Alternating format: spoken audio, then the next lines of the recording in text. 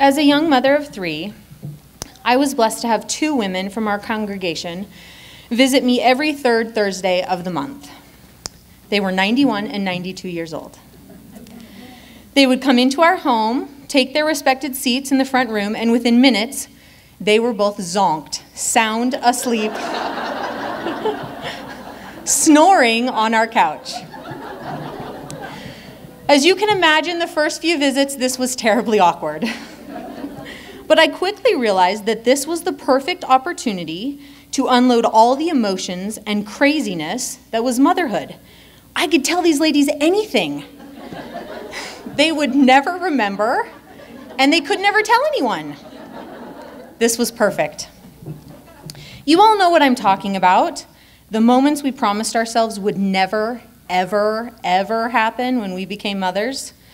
If you haven't had these experiences yet, it means you haven't gone enough nights without sleep. If you would like to experience the no-sleep lifestyle, please come contact me after the show. My husband and I would love a vacation. Like all good things, our monthly visits had to come to an end. And as sweet as those women were, may they both rest in peace, I no longer have a safe place to confess my motherhood bloopers. As you can imagine, years have gone by, and these confessions have been piling up. So tonight, with a much more awake audience, I have a few things I'd like to share.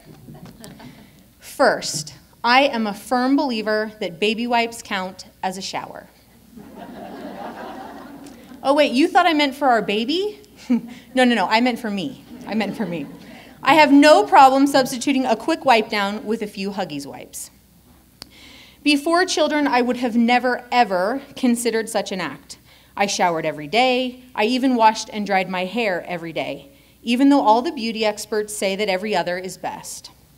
But at this point in motherhood, with 5 kids to shower, a million other things on my plate, I figure, if they can clean up the mess that I find in our baby's diaper, they can surely clean up the dirt and grime that I accumulate. This confessing feels awfully good. I have a few others I'd like to get off my chest. I don't separate my laundry.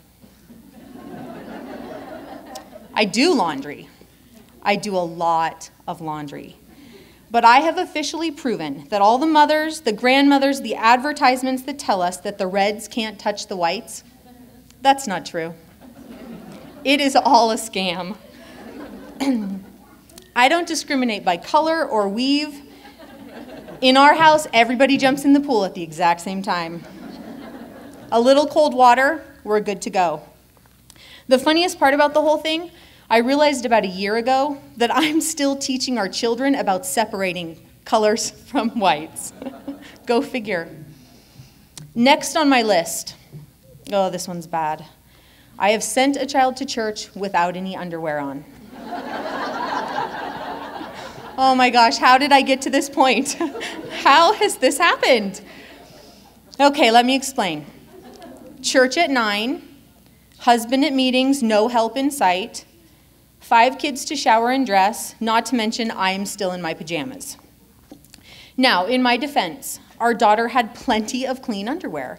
They just happened to be down 2 flights of stairs in the dryer, and I'd already been up and down those stairs at least 100 times that morning. So I did what any efficient mom does. I got her all dressed and told her we would grab her undies on the way out the door. Makes perfect sense. She reminded me repeatedly, "Mom, I still need undies. Mom, my undies." She must have gotten very tired of reminding me, and I was too rushed to remember. The result, she went totally undieless.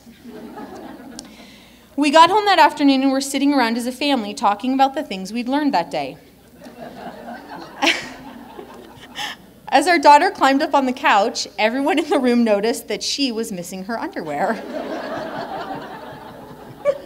My husband quickly asked, a little concerned, "Where are your undies?" Her response, "Dad, you remember when I had to go to the bathroom at church? When I was sitting there, I heard a noise, and I think a rat monkey climbed up and took them." So my first thought, a rat monkey? What is a rat monkey, and why doesn't she have underwear on? Oh my gosh, I forgot to get her underwear. My second thought, Stay quiet, go with the rat monkey alibi, and totally save yourself while you still can. Now, while we are talking about underwear, I might have also offered our oldest daughter her brother's underwear in a moment of behind on laundry desperation. Yes, 3 days after having our 5th child, I was trying to get kids out the door to school. My exhausted and overwhelmed mind thought it was a very reasonable solution to wear her brother's undies. They were clean. So what if they had that little opening in the front? I told her to just ignore that it was there. I almost had her convinced until my husband overheard our conversation. He did not buy it. Next on my confession list, I don't think Disneyland is that cool. And we do not take our kids twice a year. I know that this goes against the motherhood code of ethics that states mothers must take their children to Disneyland at least once a year. They must eat all the Dole Whip, have churros, write It's a Small World, and buy mouse ears with their names embroidered on the back. I just don't understand the draw. Long lines and short rides do not shout happiest place on earth to me. We have the Disney Channel. I figure that's enough.